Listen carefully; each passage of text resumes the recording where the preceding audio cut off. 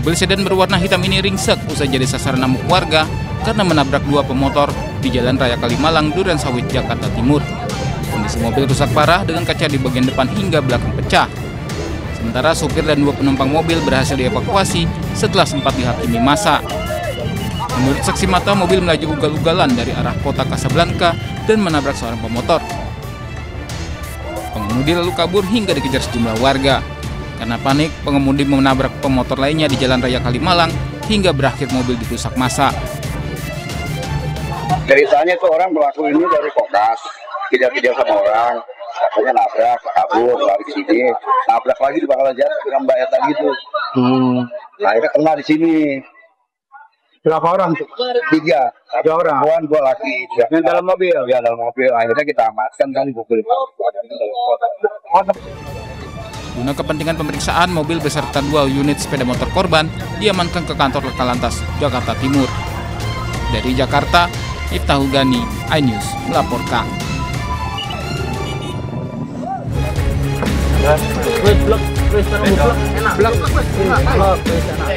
Sejumlah relawan dan warga berusaha mengevakuasi sopir truk yang terjepit di kabin usai terlibat kecelakaan di Jalan Raya Desa Jasem, Kecamatan Ngoro, Kabupaten Mojokerto.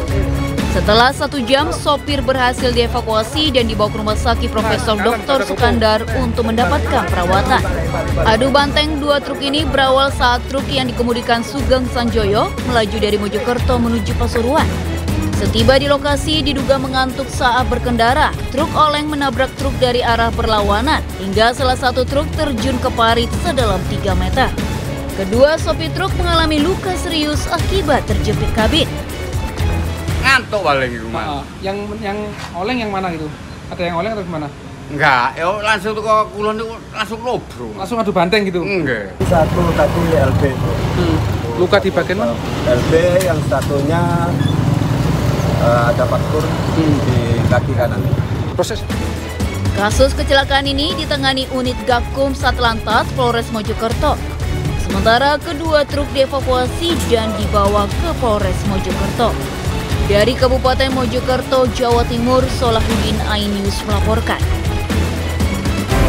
Sebuah rumah berlantai 4 yang dijadikan gudang penyimpanan perlengkapan dekorasi pesta pernikahan di Kebonjeruk, Jakarta Barat terbakar. Belum diketahui penyebab kebakaran, namun diduga api berasal dari korsleting listrik.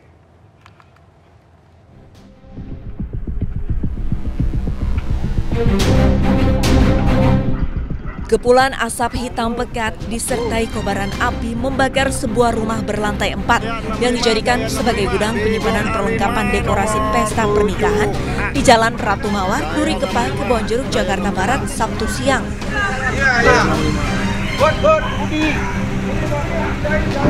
Tugas pemadam kebakaran yang tiba di lokasi langsung berupaya memadamkannya agar tidak merambat ke bangunan lainnya. Belum diketahui pasti penyebab kebakaran ini, namun dugaan sementara api berasal dari korsleting listrik. Pendinginan oleh pemadam. Itu yang terbakar apa, Pak? Styrofoam kan? Styrofoam semua. Itu rumah atau apa nih, Pak? Gudang ini alat-alat pesta. Dekorasi alat-alat pesta.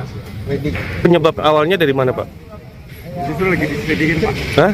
Lagi diselidikin, belum tahu awalnya dari mana. Listrik atau apa? Rumah kosong sih ini. Oh. Ada penghuninya maksudnya. Oh. Jadi pagi datang, sore pulang. Oh. Ada ledakan tadi, Pak? Ada. Api dapat dipadamkan 1 jam kemudian setelah 10 unit mobil pemadam kebakaran Jakarta Barat dikerahkan ke lokasi. Tidak ada korban jiwa maupun luka dalam kebakaran ini karena saat kejadian bangunan dalam kondisi kosong. Sementara, Polres Metro Jakarta Barat bersama Polsek Kebonjeruk melakukan olah TKP guna mengetahui penyebab kebakaran. Dari Jakarta, Rizky Palupi, iNews melaporkan. Puluhan rumah ludes terbakar di kawasan Andi Mangerangi, Makassar, Sulawesi Selatan. Diduga api dipicu karena korsleting listrik dan merambat ke rumah lainnya. Jalan Andi Mangerangi. Baru-baru kejadian nah. Siapa tahu ada keluarga tinggal di sini. Puluhan rumah semi permanen di kawasan Jalan Andi Mangerangi, Makassar, Sulawesi Selatan ludes terbakar. Kencangnya hembusan angin ditambah bahan material rumah yang terbuat dari kayu mempercepat api merambat ke rumah lainnya. Warga panik saat melihat ada kepulan asap hitam dan api yang tiba-tiba muncul. Diduga api berawal dari korsleting listrik di salah satu rumah yang kosong ditinggal penghuninya. Pasalnya warga sempat melihat percikan api dan bunyi ledakan sebelum api membesar. Padatnya permukiman dan akses jalan yang sempit membuat petugas sempat terkendala memadamkan api. Alhamdulillah dengan proses dibantu dengan warga di proses pemadaman itu kita bisa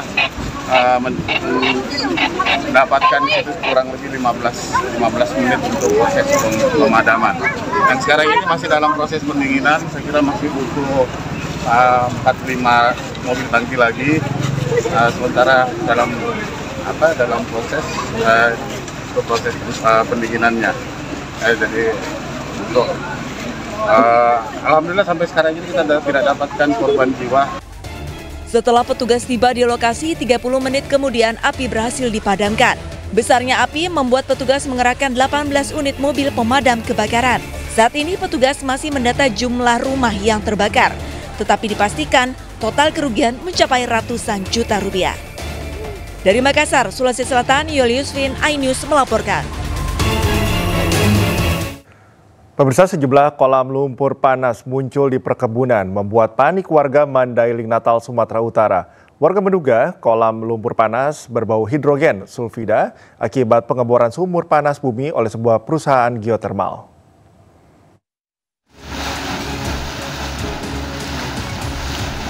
Sejumlah kolam lumpur panas bermunculan di areal perkebunan warga Desa Robunan Dolok, Mandailing, Natal, Sumatera Utara. Kemunculan lumpur berbau gas H2S atau hidrogen sulfida membuat warga resah karena khawatir semburan membesar dan areal yang terdampak meluas. Kemunculan kolam lumpur panas yang berbau menyengat ini juga telah membuat areal perkebunan warga rusak dan tak bisa digunakan lagi. Lahan pertanian nggak bisa lagi ditanami, banyak parit yang mati. Ada di sana juga titik di persawahan masyarakat. Nah, yang paling parah Pak ini,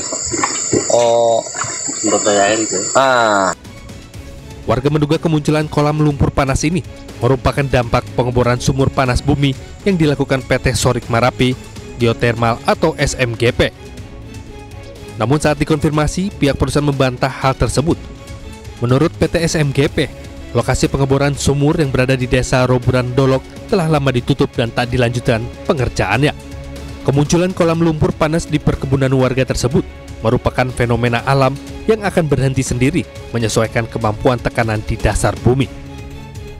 Apakah kegiatan di PT berhubungan dengan timbulnya manifestasi di PT? Nah, ini juga satu hal yang menarik karena sumur di PT ada dua, dia tidak punya permeability. Kita coba untuk melakukan intervensi tahun 2001, terus kemudian kita coba flow, nggak bisa flow. Artinya apa? Dia tidak connect dengan reservoir panas bumi yang kemungkinan kita pikir ada di wilayah Roburan. Meski telah meninjau bersama pihak terkait, namun demi keamanan warga, pihak perusahaan akan kembali mengecek bersama Kementerian ESDM. Dari Mandailing, Natal, Sumatera Utara, Ahmad Hussein Lubis, iNews melaporkan. Polisi meringkus 3 pelaku pemalsuan voucher sembako gratis Koperasi Karyawan Rumah Sakit Islam Jakarta. Petugas menyita barang bukti ratusan paket sembako hasil kejahatan, stempel, dan ratusan lembar voucher sembako palsu.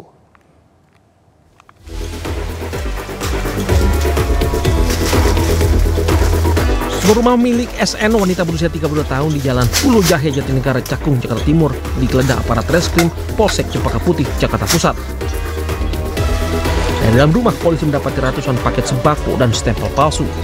Polisi kemudian melanjutkan penggeledahan di rumah kakak kandung dan kakak ipar pelaku berinisial SW dan MD di Jalan Rawat Ternate, Cakung. Hasil kembali didapati barang bukti puluhan paket sembako dan ratusan lembar voucher sembako gratis palsu. Aksi terbongkar setelah adanya laporan dari pihak Koperasi Karyawan Rumah Sakit Islam yang curiga dengan penukaran voucher sembako gratis oleh pelaku MD dalam jumlah besar. Para pelaku mengaku aksi telah dilakukan sejak November 2024. Barang-barang sembako itu ditukar, setelah itu dikumpulkan dan ada yang dipergunakan sendiri dan dijual. Islam itu memberikan voucher bagi masyarakat atau warga yang berobat di rumah sakit tersebut untuk nakes. Nakes 50, pasien 50. Kini polisi masih melakukan pengembangan kasus karena para pelaku yang diamankan masih dalam pemeriksaan. Akibat aksi pelaku, pihak rumah sakit alami kerugian mencapai hingga puluhan juta rupiah. Dari Jakarta, Rani Sanjaya, iNews melaporkan. Pemirsa, pasca ancaman teror bom oleh dua pria, polisi memperketat pengamanan di sekitar Mapolres Pacitan. Hingga Sabtu malam, jalan raya depan Mapolres Pacitan masih ditutup total. Akses keluar masuk diperketat, tamu dan kendaraan diperiksa intensif. Kapolres Pacitan AKBP Ayub Diponegoro Ashar, proses penyidikan terhadap dua pria yang telah ditetapkan sebagai tersangka terus dilakukan. Kedua tersangka beserta barang bukti satu pucuk senjata api jenis airsoft gun telah dilimpahkan ke Polda Jawa Timur. Sampaikan bahwa kasus yang ditangani di awal adalah pengancaman kepada petugas, namun itu bukan perkara tindak pidana teroris. Saya sampaikan sekali lagi, bukan perkara tindak pidana teroris, namun perkara pengancaman. Selamat menunaikan ibadah sholat subuh untuk wilayah Jakarta dan sekitarnya, pemirsa. Anda kembali di iNews Pagi. Diduga hendak bunuh diri, seorang wanita ODGJ diselamatkan oleh petugas kebersihan kereta api. Video aksi heroik petugas menyelamatkan warga viral di media sosial.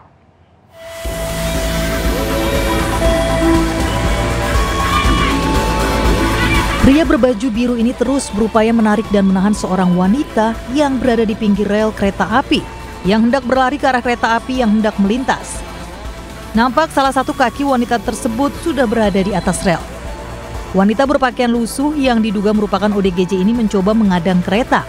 Pria ini pun akhirnya berhasil menarik korban beberapa saat sebelum kereta melintas. Diketahui pria penyelamat tersebut merupakan seorang petugas kebersihan stasiun kereta api Lubuk Buaya Padang, Sumatera Barat, bernama Diva Siswanto. Aksi heroik petugas kebersihan ini pun viral di media sosial dan mendapat pujian dari masyarakat dan netizen. Juga suasana penumpang di sana juga ada yang berteriak dan lain sebagainya, namun terduga ODGJ tersebut tidak menghiraukan adanya panggilan dan teriakan daripada penumpang di sekitar shelter tersebut, dan dengan sigap petugas kereta api, petugas kebersihan kita mendekati dan menyelamatkan ODGJ tersebut. PT KAI memberikan apresiasi kepada Diva yang telah menyelamatkan warga dari aksi bunuh diri di rel kereta api. Dari Padang, Sumatera Barat, Budi Sunandar, iNews melaporkan.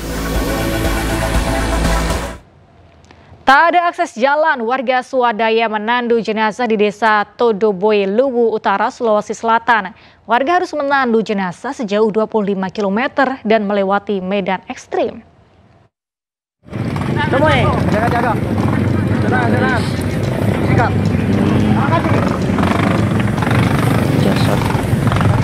Warga desa Sulalaku bergotong royong menandu salah satu warganya yang bernama Tommy Lobo setelah dinyatakan meninggal di Puskesmas Rampi, Kabupaten Luwu Utara, Sulawesi Selatan.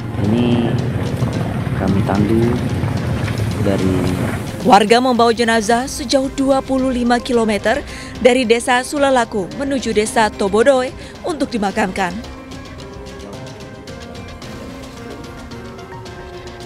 Tidak ada akses jalan darat, warga harus melewati jalan setapak bertanah, menerobos arus sungai hingga melintasi celah tebing yang sempit. Jarak yang ditempuh memang 25 km dengan akses yang sangat tidak bagus. Aksesnya sangat ekstrim, hanya bisa dilalui oleh kendaraan roda 2 ojek modifikasi. Yang selalu terjadi dalam kehidupan kami masyarakat Rampi pada umumnya, karena akses jalan yang tidak memungkinkan. Itu pun jalan yang begitu sulit, tapi begitulah keadaan kami masyarakat Rampi di sini, karena jalan hanya setapak. Adapun kendaraan roda 2 itu hal yang tidak memungkinkan untuk membawa mayat tersebut. Untuk beraktivitas, warga hanya mengandalkan motor, kuda, dan berjalan kaki.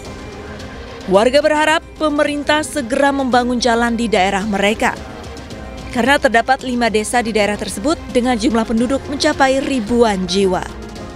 Dari Kabupaten Luwu Utara, Sulawesi Selatan, Nasruddin Rubak, iNews melaporkan.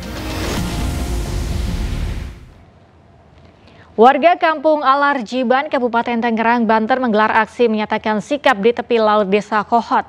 Aksi puluhan warga ini buntut dari Bareskrim Polri menangguhkan penahanan terhadap Desa Kohot terkait kasus dugaan pemalsuan surat tanah pagar laut di Tangerang.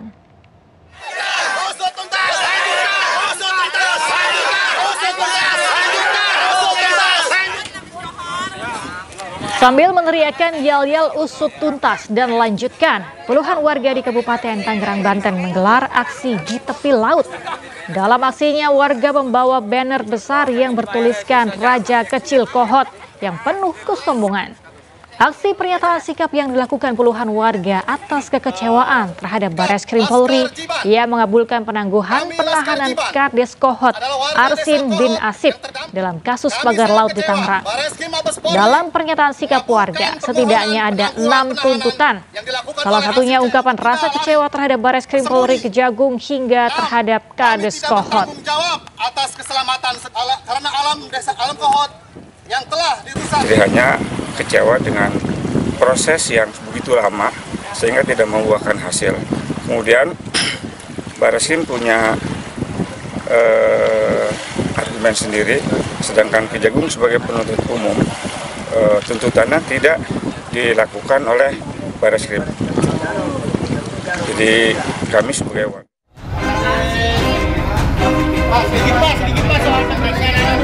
Sebelumnya, Kepala Desa Kohot Arsin bin Asip bersama 3 orang lain ditahan di Bareskrim pada 24 Februari 2025. 2 bulan berlalu, penyidik Bareskrim menangguhkan penahanan 4 orang ini karena telah habis masa penahanannya dan terbentur pemberkasan di Kejaksaan Agung. Jaksa meminta penyidik menyertakan pasal tindak pidana korupsi, sementara penyidik Polri tetap menganggap kasus ini masuk ranah pidana umum.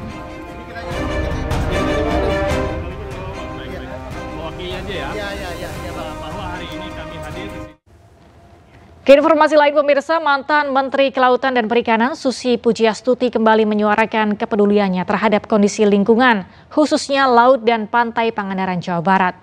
Lewat unggahan emosional, ia menyoroti tumpukan sampah yang mencemari pantai saat akan mengajak anak-anak berenang di hari libur sekolah. Dirusak, diambil bibit-bibit lobster pakai alat-alat seperti ini. Manusia itu kenapa merusak? Nih, semoga lebih besar lagi ombak menggulung hal-hal seperti ini dan membawa sampah semua ke pinggir kembali. Melalui akun Instagram pribadinya, mantan Menteri KKP Susi Pujiastuti mengaku marah karena pantai Pangandaran, Jawa Barat dipenuhi sampah. Padahal ia bertujuan mengajak anak cucunya berenang, namun malah disuguhi sampah yang berserakan di pantai hingga membuatnya merasa kesal. Ia mengingatkan bahwa sampah-sampah yang dibuang sembarangan, baik dari rumah, jalanan maupun tempat wisata, pada akhirnya akan bermuara ke laut.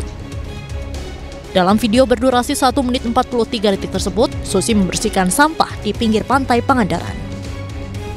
Tak hanya soal sampah, Susi juga mengecam praktik ilegal seperti pengambilan benih lobster menggunakan alat-alat yang merusak ekosistem. Ia berharap agar ombak yang lebih besar bisa menggulung semua kerusakan tersebut dan menyadarkan manusia akan akibat dari perbuatannya. Susi Pujiastuti sendiri dikenal sebagai tokoh yang vokal dalam isu-isu kelautan dan lingkungan. Seruannya kali ini kembali menjadi pengingat keras akan pentingnya menjaga laut sebagai sumber kehidupan dan warisan bagi generasi mendatang. Dari Pangandaran, Jawa Barat, Irfan Ramdiansyah, iNews melaporkan. Danjen Kopassus Mayor Jenderal TNI John Afriandi meminta maaf kepada publik dan Satuan Ihwal adanya sejumlah anggota yang berfoto dengan Ketua Umum Ormas Grip Jaya Hercules. Danjen Kopassus berjanji akan melakukan pembinaan kepada anggotanya.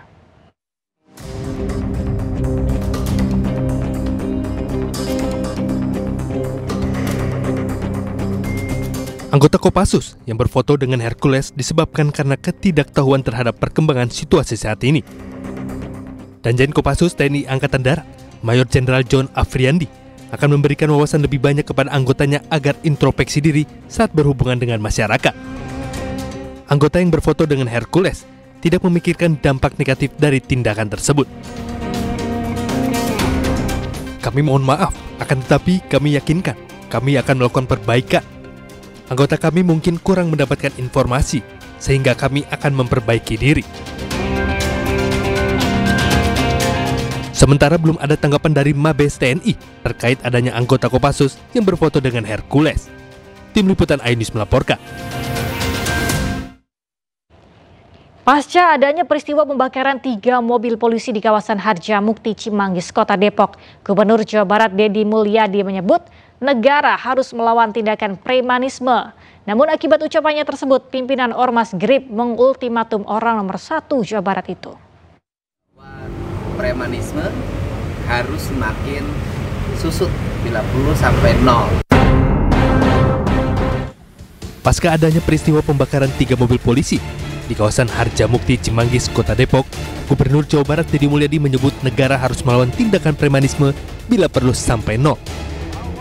Deddy Mulyadi juga telah berpesan kepada warga di lokasi untuk tidak membuat kegaduhan serta harus menjunjung tinggi adat istiadat. Dan dipastikan juga bahwa premanisme harus semakin susut bila perlu sampai 0. Zero premanisme, dan kita tidak bisa melakukan kebijakan itu sekaligus hilang karena tantangan pembangunan ini berat. Manusia sudah multicultural di Depok ini, kemudian jumlah manusianya banyak, ada yang punya KTP Depok dan banyak yang tidak punya KTP Depok, kemudian ada yang punya rumah, ada yang tidak punya rumah, dan kita mencari solusinya. Dengan saya tadi sudah titip pesan pada warga yang di sana, pokoknya di sini tidak boleh bikin kegaduhan, tidak boleh bikin hal-hal yang bersifat rusuh. Harus menjunjung tinggi adat dan istiadat masyarakat Jawa Barat yang mengedepankan semangat sili asasi. Sementara juru bicara Organisasi Kemasyarakatan Gerakan Rakyat Indonesia Bersatu atau GRIP menyebut ucapan Gubernur Deddy Mulyadi bisa menyebabkan konflik di masyarakat dan mengultimatum Gubernur Jawa Barat tersebut untuk tidak bermasalah dengan ormas pimpinan Hercules itu. Kang Deddy, pesan ketua umum kami, ya, kami tidak pernah ganggu Anda, ormas lain juga tidak pernah ganggu Anda. Jadi jangan ganggu ormas dan jangan ganggu kami. Ini warning, peringatan agar jangan terjadi kekacauan karena Anda penyebab. Kami sudah sampaikan, GRIP ini mandiri. Sejak zaman dulu sudah ada kejahatan. Kalau pribadi melakukan kejahatan, proses secara pribadi. Kalau kelembagaan kami yang salah, proses secara kelembagaan. Dan kalau Anda juga salah menimbulkan konflik, Anda juga proses. Meski demikian, Deddy Mulyadi juga menyebut dirinya sebagai gubernur hanya melihat dari sisi sosialnya. Selebihnya jika memang ada campur tangan dari ormas tertentu, maka hal tersebut merupakan tugas dari Satuan Tugas Gabungan TNI dan Polri. Dari Depok, Jawa Barat, Iyung Rizky, iNews melaporkan.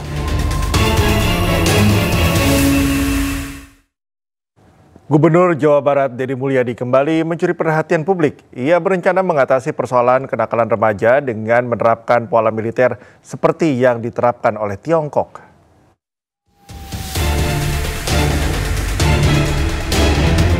Melihat keberhasilan penerapan pola militer untuk mengatasi persoalan kenakalan remaja oleh Tiongkok, Pemprov Jawa Barat akan menerapkan hal serupa khususnya di Kota Depok.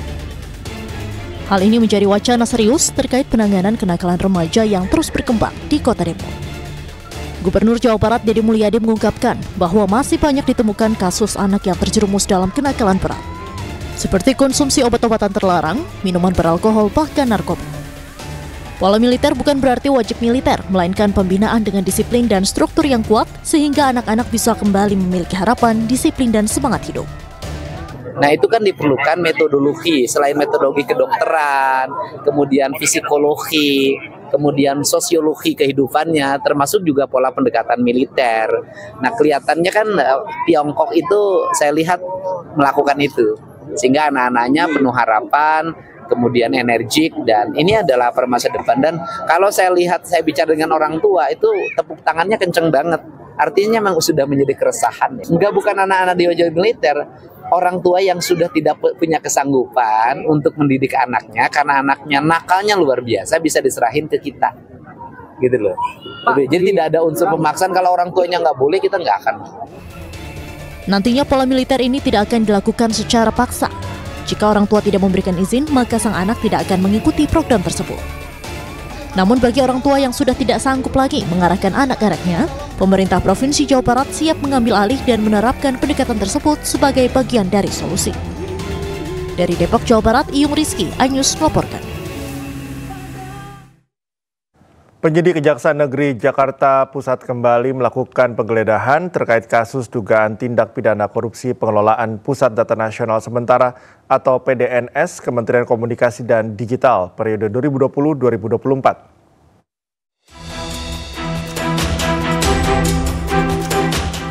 Tim penyidik pada bidang tindak pidana khusus Kejaksaan Negeri Jakarta Pusat kembali melakukan penggeledahan dan penyitaan terkait kasus dugaan tindak pidana korupsi pengadaan barang jasa dan pengelolaan Pusat Data Nasional Sementara atau PDNS pada Kementerian Komunikasi dan Informatika tahun 2020 hingga 2024.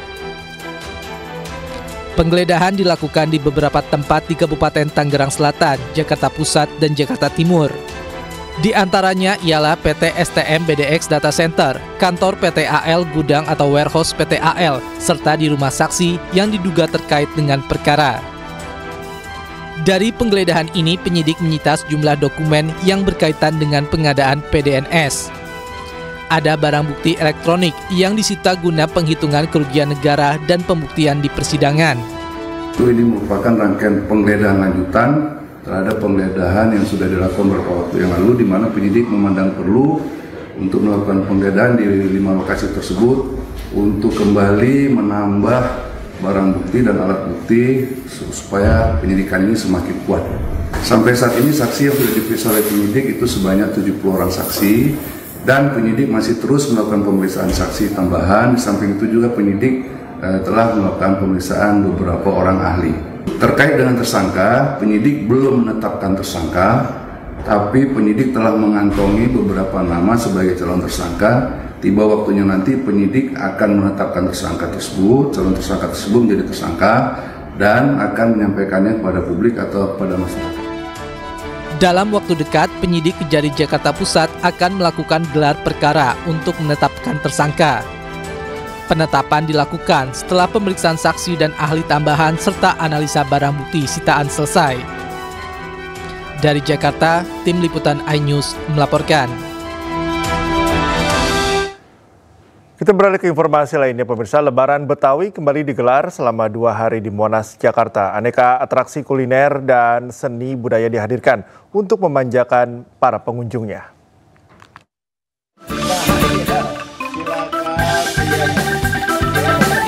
Seserahan ini bukanlah rangkaian adat lamaran atau pernikahan seseorang.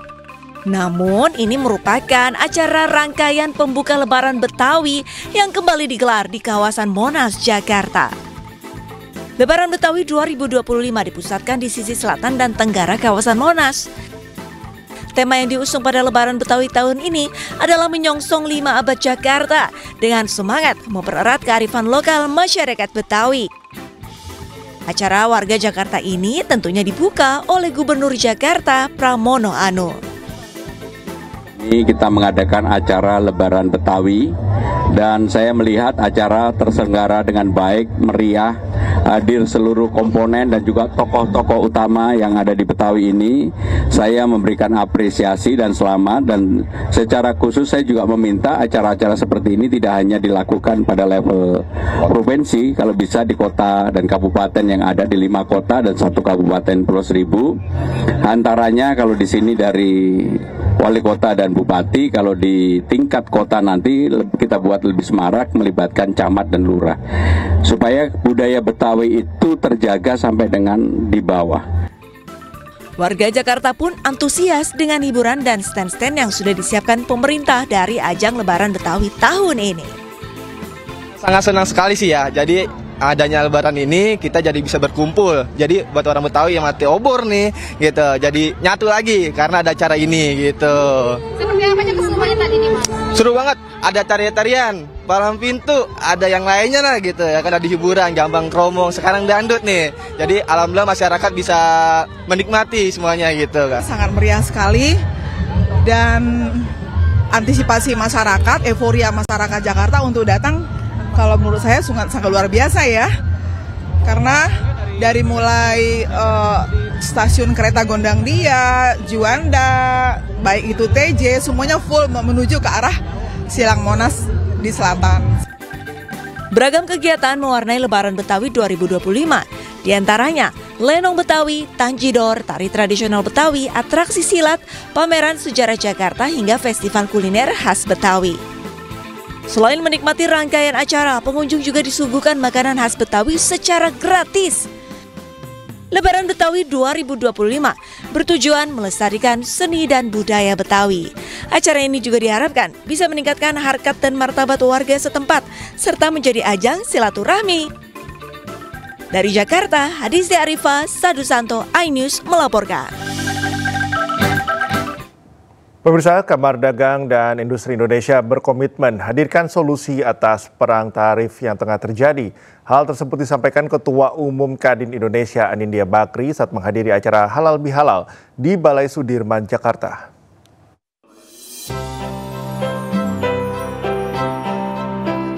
Ketua Umum Kadin Indonesia Anindya Bakri bersama Waketum Kadin Indonesia Korwil Kalimantan yang juga Sekjen DPP Partai Perindo Andi Yuslim Patawari menghadiri Halal Bihalal Kadin Indonesia bersama sejumlah pengurus dan anggota. Agenda yang digelar di Balai Sudirman, Jakarta ini untuk mempererat tali silaturahmi dengan para pelaku usaha di seluruh Indonesia serta berkolaborasi dalam membangun bangsa. Selain itu juga dibahas sinergi serta solusi dari dampak perang dagang Amerika dan China. Pemerintah akan menemukan solusi dengan Amerika sehingga trade atau perdagangan kita akan lebih seimbang. Nah, tugas kita di Kadin bersama teman-teman mengantisipasi dalam 60 hari ini akan ada kesepakatan. Nah, mudah-mudahan hasilnya baik, tarifnya tidak terlalu tinggi, yang paling penting kompetitif dibanding negara-negara lain di ASEAN. Kita tidak bisa menolak importasi karena negara-negara berkembang juga punya industri, tentu mencari pasar. Maka tantangannya kita pun di Indonesia harus juga mencari pasar ke luar negeri. Jangan hanya melihat Amerika, tapi kita juga harus melihat pangsa peluang pasar yang lain di negara-negara lain. Berkomitmen dan menemukan peluang pasar di negara-negara lain, Kadin juga menekankan pentingnya menjaga kualitas produk dalam negeri. Sementara itu, guna menarik kehadiran para investor, kepastian hukum di Indonesia juga perlu ditingkatkan agar target pertumbuhan ekonomi 8% tercapai. Dari Jakarta, Dilami Aulia, Oki Mahendra, iNews melaporkan. Memperingati Hari Kartini, lebih dari 500 aktivis perempuan berkolaborasi dalam Kongres Pejuang Perempuan Indonesia di Jakarta. Kongres Pejuang Perempuan Indonesia menggandeng lebih dari 130 organisasi perempuan nasional untuk sama-sama mewujudkan Indonesia maju. Lewat kongres, ratusan aktivis perempuan dari berbagai latar belakang ini diajak untuk melupakan kontestasi Pilpres 2024 lalu, bersatu kembali dalam membangun bangsa bersama Presiden Prabowo Subianto. Ajang ini sekaligus menjadi momentum strategis untuk mewujudkan energi perempuan dari seluruh Indonesia. Kita tetap menjadi aktivis politik dan kita tetap satu dengan Pak Presiden Prabowo dan Pak Wapres Pak Gibran. Apa Bu yang ingin dihasilkan dari Kongres? Kita ingin menghasilkan sebuah kesepakatan untuk kerjasama di antara 130 organisasi yang hadir, bahwa pemerintahan saat ini harus dikawal dan perempuan-perempuan yang terlibat dalam 130 organisasi ini harus ikut serta. Kita harus diberdayakan, kita harus bersama-sama memajukan bangsa kita. Pemirsa, kabar duka kembali datang dari dunia musik tanah air. Bunda Yvette, manajer sekaligus ibunda Bim Bim Seleng, meninggal dunia pada Sabtu malam.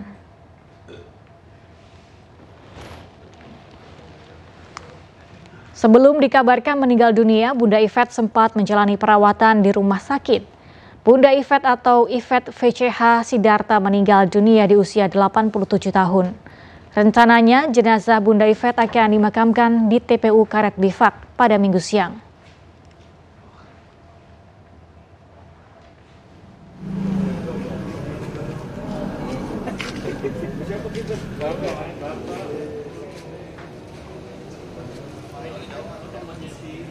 Jadi menurut saya yang saya memberikan kesimpulan yang Bunda Yvette menjadi saksi perjalanan band Slank. Sebagai manajer, Bunda Yvette merupakan malaikat di tubuh Slank. Ia berhasil menyelamatkan Bimbing dan kawan-kawan dari ketergantungan narkoba. Pada tahun 2024, Bunda Yvette genap menjadi manajer Slank selama 40 tahun. Salam-salaman. Bunda Mas Slank? Ya. Oke, dipegang oleh Bunda, diapit oleh seluruh personel. Terus cari tahu apa sih tim sakaunya kapan sih? Dan untuk mengetahui informasi terkini kita terhubung dengan rekan Naura Syafikah di Rumah Duka Gang Potlot, Pancoran, Jakarta Selatan. Naura, selamat pagi. Bagaimana suasana di lokasi atau tempat rumah duka? Apakah sudah banyak sejumlah pelayat yang datang ke sana? Untuk saat ini saya sudah berada di rumah duka dari Bunda Yvette, yaitu ibunda dari Bim Bim Slank yang baru saja berpulang ke Rahmatullah pada usia 87 tahun. Dan untuk saat ini suasananya memang masih terbilang sepi. Di sini ada beberapa awak media bersama dengan kami, dan juga tadi kami juga sempat melihat adanya kedatangan dari Once Mekel, kemudian juga ada David Bayu, dan juga beberapa papan bunga yang terus berdatangan ke rumah duka yang diantarkan oleh beberapa mobil pick up. Dan juga selain dari papan bunga, kemudian juga dari kerabat, ini juga kami mendapatkan informasi bahwa memang sebelumnya selama 6 hari Bunda Yvette ini sempat dirawat di salah satu rumah sakit. Kemudian pada tanggal 26 April ini memutuskan untuk kembali ke kediaman, yaitu yang berada di Potlot, Jakarta Selatan. Dan kemudian pada pukul 10.42 waktu Indonesia Barat, Bunda Yvette dinyatakan meninggal dunia. Dan juga memang untuk informasi selanjutnya seperti pemakaman ini akan dilaksanakan pada pukul 12.30 waktu Indonesia Barat di TPU Karet Bifak, dan sebelumnya nanti akan dilaksanakan juga sholat jenazah di Masjid Al Hidayah ba'da zuhur. Dan juga pastinya untuk kediaman rumah duka ini berada di Potlot, Jakarta Selatan, dan beberapa kerabat dan juga papan bunga tadi seperti yang sudah saya sebutkan ini terus berdatangan hingga nanti pagi hari. Dan juga untuk informasi, memang Bunda Yvette ini merupakan ibunda kandung dari Bim Bim Slank, namun memang bisa disebut ini sebagai bundanya Slank karena beliaulah yang menjadi penjaga, kemudian manajer juga, kemudian juga pembimbing dari seluruh anggota Slank, bahkan juga untuk slankers juga pastinya merasa kehilangan, karena tadi juga kami sempat bertemu dengan beberapa slankers dari beberapa wilayah yang sudah berdatangan ke sini, dan sepertinya dari informasi yang saya dengar dari mereka nantinya akan ada dari slankers lainnya yang akan terus berdatangan untuk ke rumah duka yang juga pastinya merasa kehilangan dari meninggalnya Bunda Yvette. Dan pemirsa dan juga Cikal, mari kita dengarkan wawancara dari mantan gitaris band Slank yaitu Pai. Gue sih cuma dengar kabar aja. Siap. Dikabarin tadi jam 11-an. Kaget juga dengar tadi. Karena udah seperti orang tua. Siap. Dari kita remaja, kontribusi Bunda Anis banyak banget buat kita. Jadi benar-benar cukup berduka banget lah kita, dan teman-teman juga, termasuk Bongki, Indra. Jadi ya kebenaran pas lewat sini aku berusaha singgah datang ke sini. Ada pesan terakhir Bunda untuk beberapa waktu lalu sempat ya, udah agak mulai tua, udah agak pikun gitu waktu itu. Kita sempat datang ke sini untuk silaturahmi lah, dan Bunda masih kenal untungnya. Jadi Gereja Katedral Jakarta membunyikan lonceng pada Sabtu sore 26 April bersamaan dengan pemakaman Paus Fransiskus. Masa berkabung dimulai usai Paus Fransiskus disemayamkan di Vatikan dan dimakamkan di Roma, Italia.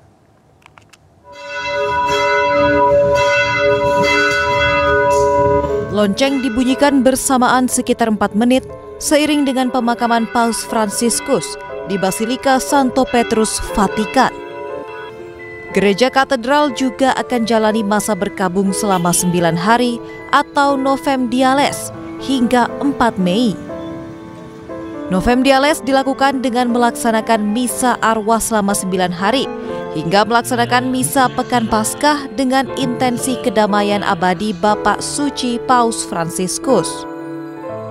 Mulai tanggal 26 April ini sampai 9 hari ke depan, jadi sekitar 4 Mei, itu gereja, terutama Keuskupan Agung Jakarta, mengharapkan seluruh paroki-paroki di gereja untuk mengadakan masa berkabung, ya, atau disebut Novem Dialis. Ya. Di 9 hari masa berkabung, di gereja-gereja akan ada intensi misa bagi kedamaian jiwa Bapak Paus Fransiskus atau misa arwah bagi beliau selama 9 hari ke depan. Kita diajak untuk berdoa dan juga mengenang hidup Paus Fransiskus yang senantiasa menunjukkan belas kasih kepada seluruh umat, kepada seluruh dunia. Gereja Katedral Jakarta mengimbau seluruh paroki Indonesia mengadakan Novem Diales sebagai penghormatan dan doa atas wafatnya Paus Fransiskus. Dari Jakarta, Syahreza Zanski, Dede Rudi, iNews melaporkan. Pemirsa, ribuan ulama tarekoh dari berbagai negara ASEAN mengeluarkan fatwa agar umat Islam berjihad untuk pembebasan Palestina dari penjajah Israel. Para ulama juga mendukung keinginan Presiden Prabowo terkait evakuasi sementara warga Palestina yang terdampak perang.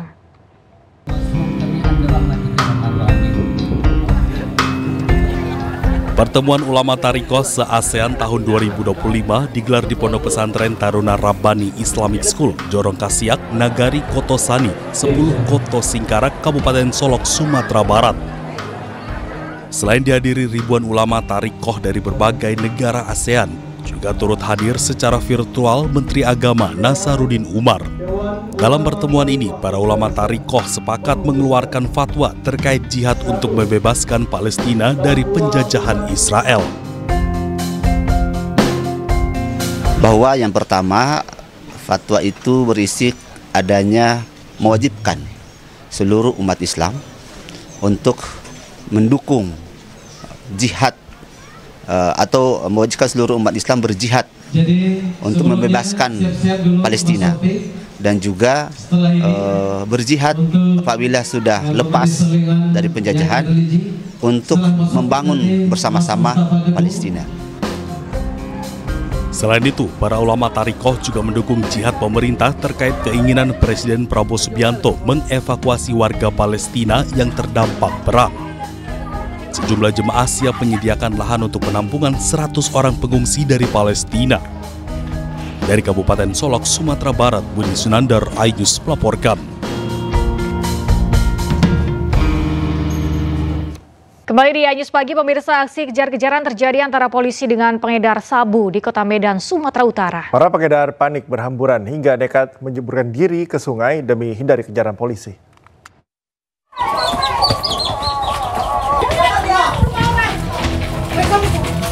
Aksi kejar-kejaran antara polisi dengan pengedar sabu ini terjadi saat penggerebekan narkoba di Jalan Brigjen Katamso, Medan. Polisi mengejar bandar narkoba ini hingga menyisir lorong sempit dan rumah warga. Dari tangan pelaku, polisi menyita beberapa paket kecil berisi sabu hingga ekstasi. Kalau satu paketnya berapa stok? Ada pula bandar yang nekat ceburkan diri ke sungai demi menghindari kejaran polisi. Namun usahanya sia-sia karena polisi berhasil meringkusnya. Penggerebekan ini berawal dari adanya informasi warga yang resah dengan aktivitas jual beli narkoba di kawasan ini. Dari penggerebekan, 2 pelaku ditangkap beserta sejumlah barang bukti. Bandar yang merupakan PO yang memang dalam penyelidikan kita yang bersangkutan ini sudah lama melakukan kegiatan menjual narkoba di daerah ini. Sementara polisi kini tengah memburu pemasok narkoba yang identitasnya sudah diketahui. Dari Medan, Sumatera Utara, Adi Palapa Harahap, iNews melaporkan. Penyidik Satres Narkoba Polres Metro Jakarta Barat masih mendalami keterangan tersangka Fahri Albar dalam kasus penyalahgunaan narkotika yang menjerat dirinya. Pendalaman dilakukan untuk memburu pelaku yang menjadi pemasok narkoba Fahri Albar. Penyidik dari Sat Narkoba Polres Jakarta Barat sedang melengkapi berkas dan nanti akan dilimpahkan ke kejaksaan. Berarti berkas terus dikebut tuh? Ya, penyidik narkoba Polres Metro Jakarta Barat saat ini masih melakukan pemeriksaan terhadap saudara FA terkait barang bukti tersebut. Nanti kalau memang sudah ada titik terang dari keterangan tersebut, kami akan buru pemasok dari barang tersebut. Sebelumnya polisi resmi menetapkan aktor Fahri Albar tersangka penyalahgunaan narkotika. Fahri mengaku mengonsumsi narkoba karena tekanan beban pekerjaan.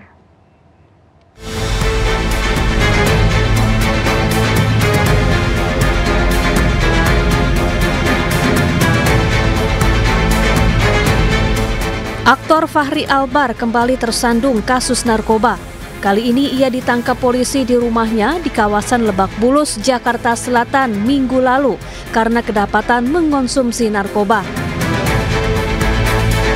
Saat menggeledah rumah Fahri, petugas menemukan barang bukti beberapa jenis narkoba, yakni sabu, ganja, kokain, dan pil aprazolam. Polisi kemudian menetapkan Fahri sebagai tersangka. Ini merupakan penangkapan Fahri yang ketiga kalinya. Fahri mengaku mengonsumsi narkoba karena tekanan beban pekerjaan. Kemudian juga terhadap saudara FA sudah dilakukan tes urin untuk metamfetamin positif, amfetamin positif, benzodiazepin positif. Pasal yang akan diterapkan kepada tersangka, yang pertama, Undang-Undang Republik Indonesia Nomor 35 Tahun 2009 tentang narkotika. Barang untuk asal barang sedang dalam pendalaman, jadi masih upaya dicari oleh tim kami. Untuk alasan penggunaan ini kebutuhan pribadi untuk menenangkan pikiran dengan menjalani kehidupan dan pekerjaan.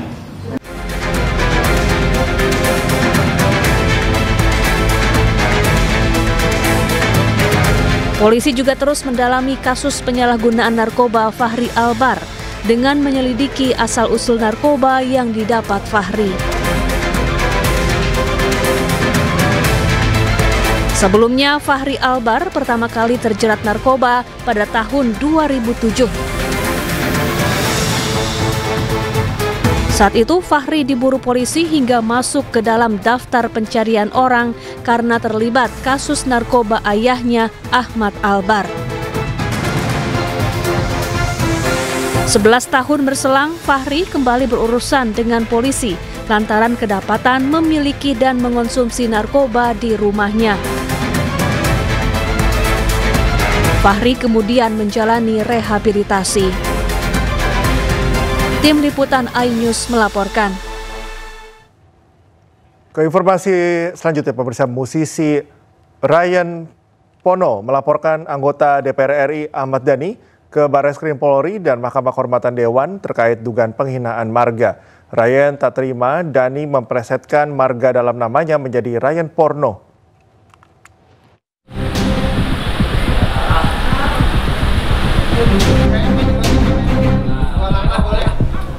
Musisi Ryan Pono melaporkan anggota DPR RI Ahmad Dhani ke Mahkamah Kehormatan Dewan terkait dugaan penghinaan marga. Mantan personel grup band Pasto ini sebelumnya juga telah melaporkan Dhani ke Barreskrim Polri. Ryan mengaku tidak terima marga dalam namanya kembali dipelesetkan Dhani dengan kata-kata yang tidak pantas. Ini adalah bentuk keseriusan kami bahwa kami menganggap isu ini adalah isu yang serius, isu yang dilakukan oleh bukan hanya oleh seorang musisi, tapi Ahmad Dhani adalah memiliki entitas baru, yaitu sebagai anggota dewan. Itu makanya kami menganggap ini adalah langkah yang harus kami ambil secara serius dan tegas. Sementara itu Ahmad Dhani mengaku siap jika dipanggil polisi maupun MKD untuk menjelaskan duduk perkara masalah ini. Nah, itu masalah kesalahpahaman aja. Nggak perlu dibesar-besarkan. Tapi dari saya sendiri bilang bakal ada gelombang besar karena Pak Jum menyebut kata-kata. Gimana tanggapannya mungkin? Ya dia sendiri yang menggelombangkan. Karena itu kan bentuknya japri kan. Karena dia bilang mungkin kliennya menerima habis itu. Marganya tidak menerima gitu. Jadi ya kalau nggak menerima ya laporkan ke polisi saja. Masalah ini bermula saat Dhani menyebarkan undangan diskusi publik tentang Undang-Undang Hak Cipta ke media. Dalam undangan, tercantum nama musisi Ryan Pono dengan kesalahan penulisan menjadi Ryan Porno. Ahmad Dhani kemudian meminta maaf secara pribadi atas ketidaksengajaan penulisan dan dimaafkan Ryan. Namun saat diskusi berlangsung, Dhani malah kembali memanggil nama Ryan Pono dengan sebutan Ryan Porno. Dari Jakarta, Rani Sanjaya, iNews melaporkan. Ke informasi lain pemirsa, Danjen Kopassus Mayor Jenderal TNI John Afriandi meminta maaf kepada publik dan Satuan Ihwal adanya sejumlah anggotanya berfoto dengan Ketua Umum Ormas Grip Jaya Hercules. Danjen Kopassus berjanji akan melakukan pembinaan kepada anggotanya.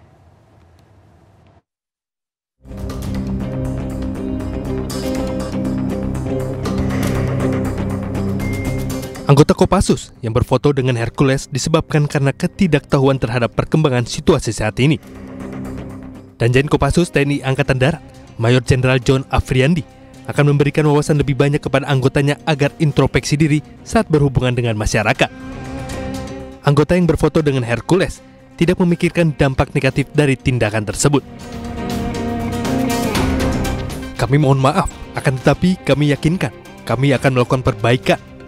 Anggota kami mungkin kurang mendapatkan informasi, sehingga kami akan memperbaiki diri. Sementara belum ada tanggapan dari Mabes TNI terkait adanya anggota Kopassus yang berfoto dengan Hercules. Tim Liputan iNews melaporkan. Mantan Menteri Kelautan dan Perikanan Susi Pujiastuti kembali menyuarakan kepeduliannya terhadap kondisi lingkungan, khususnya laut dan pantai Pangandaran, Jawa Barat.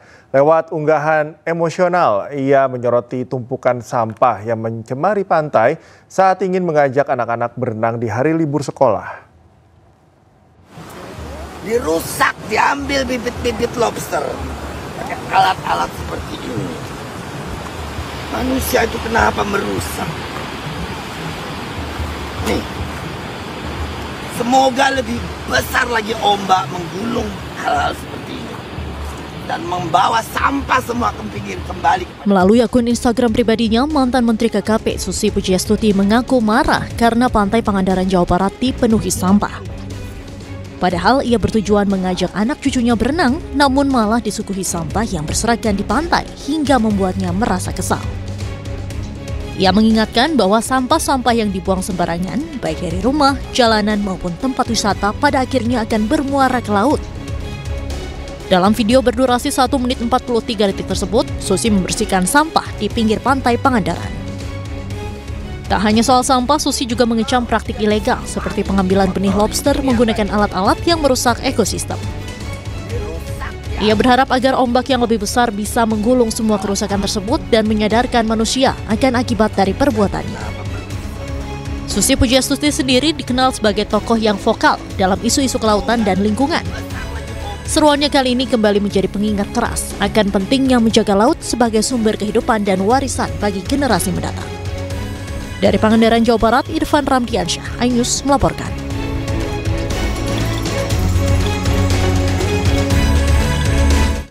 Pemirsa, memiliki kulit cerah dan sehat adalah impian bagi banyak orang. Edukasi mengenai kesehatan kulit tentu sangat dibutuhkan agar tak salah memilih produk kesehatan kulit.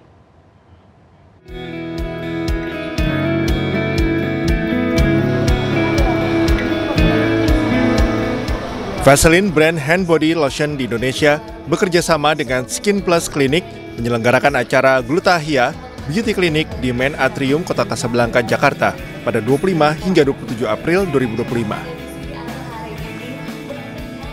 Acara ini meliputi talk show dengan skintellectuals dan permainan games hingga pemeriksaan kesehatan kulit gratis dengan bantuan Roboderm AI untuk membantu memilih produk Vaseline Glutahia yang sesuai dengan kebutuhan. Berangkat dari permasalahan kulit kusam yang kerap kali dialami masyarakat Indonesia, produk Vaseline Glutahia hadir membawa Glutaglow menyerap hingga 70 kali lebih bagus daripada vitamin C, sehingga membuat kulit jauh lebih cerah dan menyamarkan kulit belang. Kolaborasi ini bertujuan dalam membantu para skintellectuals agar dapat memiliki kulit tubuh cerah sempurna, baik melalui treatment berkualitas premium ataupun pemakaian produk kecantikan beauty clinic seperti body serum Vaseline Glutahia. Jadi kita senang banget ya hari ini kita bisa kumpul, apalagi bisa ketemu sama teman-teman media di sini hari ini. Hari ini kita punya acara yang sangat keren, sangat lucu, namanya Glutahia Beauty Clinic ya. Dimana di sini kita bekerja sama dengan Skin Plus. Skin Plus sendiri merupakan adalah partner kita untuk bisa berkolaborasi, di mana Skin Plus itu partner kita untuk memberikan perawatan beauty clinic, dan Vaseline sendiri adalah perawatan in-home. Jadi setelah teman-teman pergi dari beauty clinic, teman-teman melakukan perawatan yang konsisten di rumah dengan Vaseline. Kedepannya, dalam memberikan manfaat yang lebih luas kepada skintellectuals, kolaborasi Vaseline dan Skin Plus Clinic akan berlanjut di mana konsumen dapat membeli produk Vaseline Glutahia di e-commerce hingga mendapatkan pengalaman treatment berkelas di Skin Plus Clinic tanpa biaya. Dari Jakarta, Dilemi Aulia, Jemi Jasin, iNews melaporkan.